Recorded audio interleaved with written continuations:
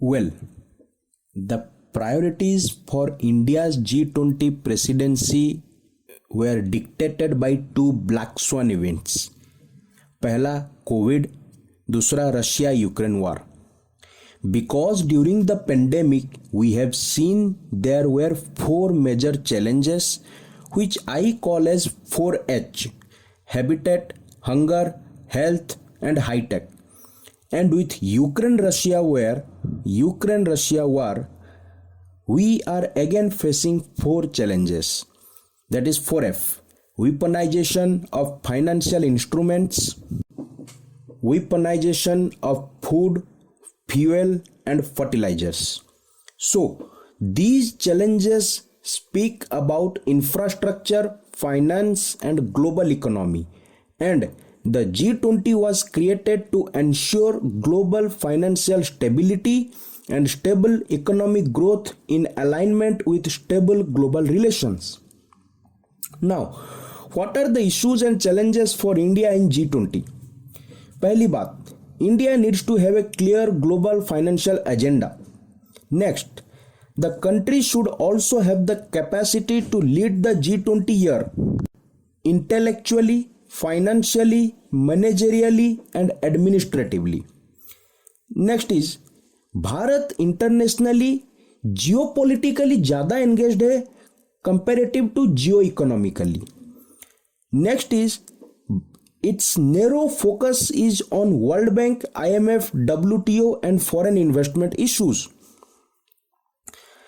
Next, जो diverse views of various countries हैं on Ukraine crisis is going to bring the picture of geopolitics into the platform of geoeconomics, and it could be tough to forge a consensus on joint declaration. Basically, जो Ukraine crisis को लेकर अलग अलग countries की जो views हैं, opinion है, उस वजह से ऐसा हो सकता है कि जो जियो इकोनॉमिक्स का फोरम है G20, वो कहीं ना कहीं जियोपॉलिटिक्स उस फोरम का सेंटर स्टेज ले लेगी और फिर अल्टीमेटली एक कंसेंसस बेस्ड आउटकम डॉक्यूमेंट लाने में मुश्किल होगी. But India has much to contribute on issues like reconfiguration of global financial regulations, design of a new framework for trade in services and the digital economy, and establishing better cross-border standards for transparency in financial flows.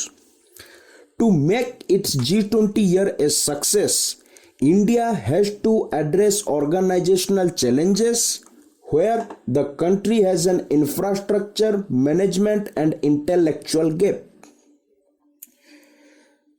Post pandemic world order बहुत different है जो पहले थी उसके.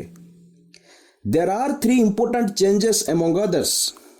पहला, there is a growing realization that a shift away from a GDP centric view of the world to human centric view is needed. दूसरा, world is recognizing the importance of resilience and reliability in global supply chains. तीसरा, there is a collective call for boosting multilateralism through the reform of global institutions. Our G20 presidency has played the role of a catalyst in these shifts. India has pushed for the inclusion of African Union as a permanent member of the G20. G20 2023 Action Plan on Accelerating Progress on Sustainable Development Goals will design the future direction of G20 towards implementing SDGs. A global ecosystem for clean and green hydrogen will emerge from our presidency, along with a green hydrogen innovation center. 2015 में भारत ने international solar alliance launch की थी और अब through biofuel alliance, global biofuels alliance, we will support the world to enable energy transitions in tune with the benefits of a circular economy. Just like yoga became a global mass movement for wellness, We have also nudged the world with lifestyles for sustainable environment mission life. Millets या फिर श्री अन्न can help in ensuring food and nutritional security and boost climate smart agriculture. चाहे space हो या sports हो, economy to entrepreneurship, जो Indian women है, they have taken the lead in various sectors. They have shifted the narrative from the development of women to women-led development.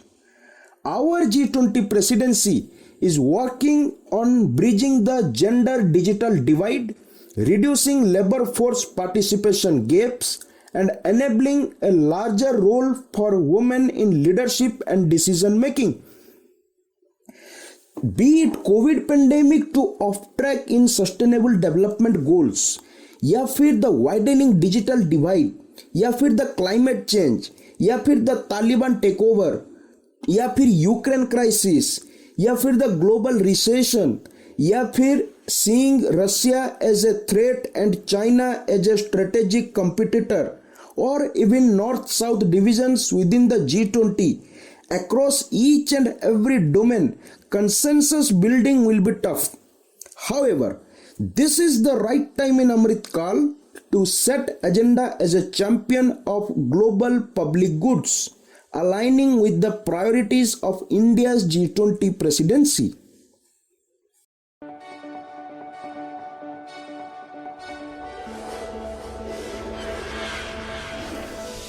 As the world arrives in India to shape a common global future, India leads the way with its own golden period of inclusive and sustainable growth, the Amrit Kal. A new era signifying India's development from its 75th year of independence to its 100th. An epic journey towards becoming a beacon of global growth and the mother of democracy. The Prime Minister's call for inclusive development in the Amrit Kal will be further substantiated during India's G20 presidency through our theme of Vasudhaiva Kutumbakam, one earth, one family, one future. A vision that aims at bringing people together to build a better future for everyone. To achieve that goal, significant national priorities were charted out, which have now been set in motion. India's technological and digital innovation will become the engines for the future of inclusive growth and connectivity. Our environment initiatives, including LIFE, will ensure true prosperity by promoting sustainable lifestyles through individual and collective action to protect and preserve the environment. Through inclusive economic growth, India will spearhead universal benefits that serve long-term interests of people with compassion, equality, and solidarity, leaving no one behind. India's focus on women-led development will continue empowering women into contributing to the larger economy. And with the promise of peace, harmony, and security, India will build a world where every individual finds a perfect ground to blossom fully. हम वो लोग हैं जिसने दुनिया का कल्याण देखा है। लोग जब दुनिया की कामना करते हैं तब कहते हैं सर्वे अपि सुखिनः सन्तु सर्वे सन्तु निरामया। The importance of collective action is stronger than ever before, and G20 India shall strive to build a collective and inclusive shared future. India's G20 theme holds these national priorities together like the petals of the lotus, blooming victorious from the pool of challenges, holding our planet in a warm embrace, blossoming into a better tomorrow. आज मैं ये आश्वासन देना चाहता हूं कि भारत की G20 अध्यक्षता इंक्लूसिव, एम्बिशियस, डिसिसिव और एक्शन ओरिएंटेड होगी। Our G20 meetings are planned in different cities and states of our country to provide an enriching experience of India's amazing diversity and inclusive traditions for our guests from different corners of the world. We wish for each and every one of you to participate in this unique celebration that is India. Welcome to G20 India. One Earth, one family, one future. Vasudhaiva Kutumbakam.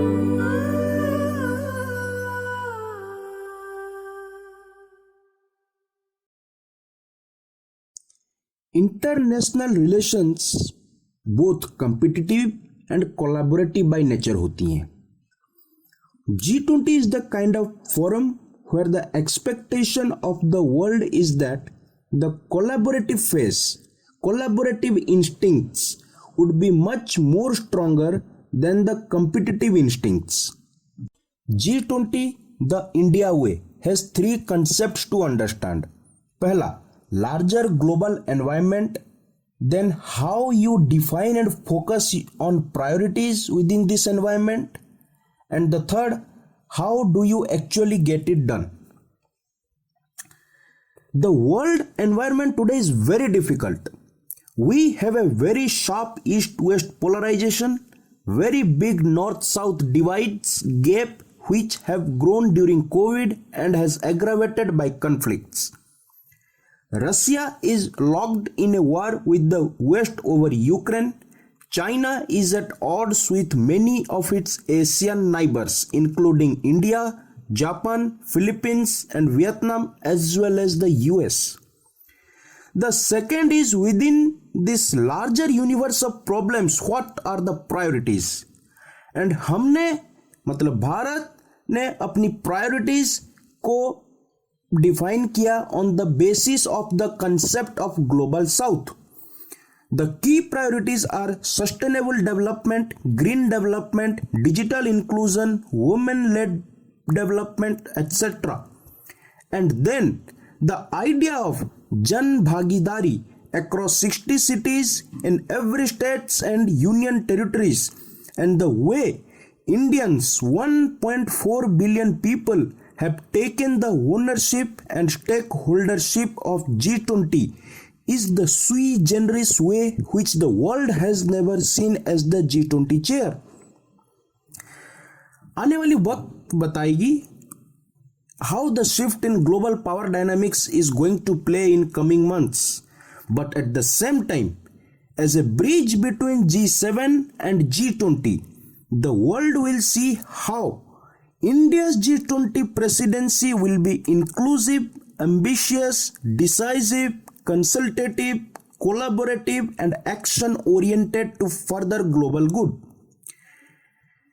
India now has the material power and political will to lead the global south. However, a tailored Indian policy is needed to address concerns of different regions and the messy regional politics within the developing world.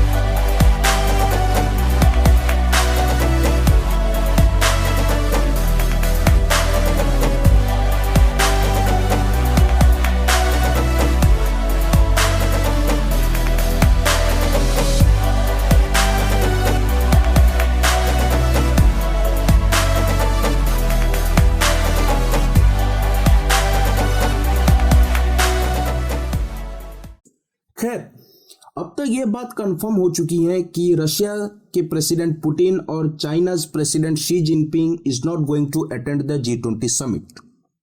However, at different points of time in G20, there have been some presidents or prime minister who for whatever reason have chosen not to come themselves. But that country and its position is reflected by whoever is the representative on that occasion. Xi's absence may cost him politically, since the old diplomatic saying goes, if you are not at the table, you are on the menu. Xi's absence comes at a time when India, as the host of the G20 summit and the president of the G20 process for the current year, is in a strained relationship with China. The recent inability of the G20 ministerial meetings and working groups to agree on a joint communique speaks about failed multilateralism amidst the great power rivalry. And even हमारे प्रधानमंत्री जी ने G20 foreign ministers की meeting में यह कहा था कि multilateralism is in a state of crisis.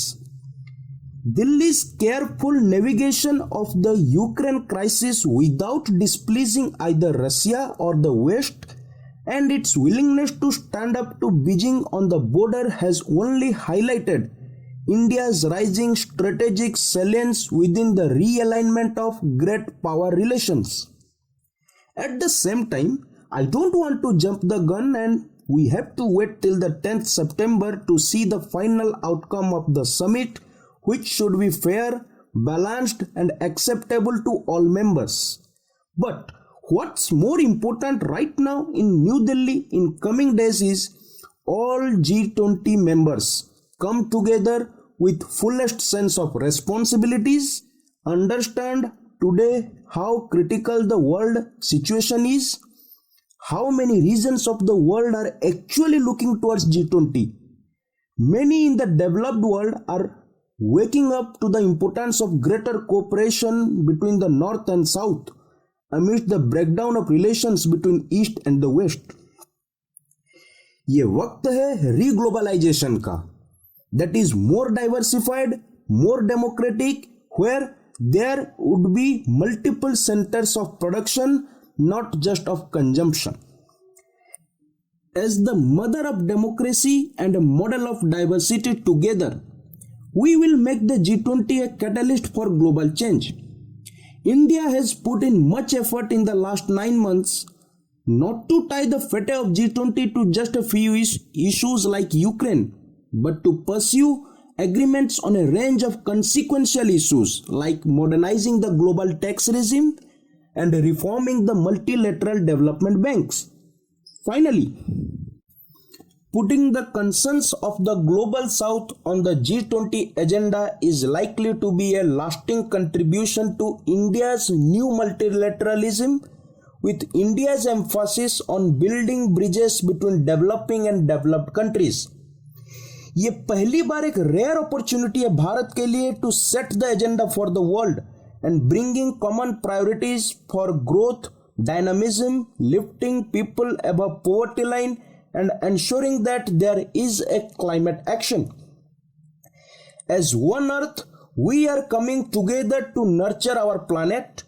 As one family, we support each other in the pursuit of growth, and we move together towards a shared future, one future, which is an undeniable truth in these interconnected times. As a result of the G20, it will, in a sense, make the world more India ready and make India more world ready.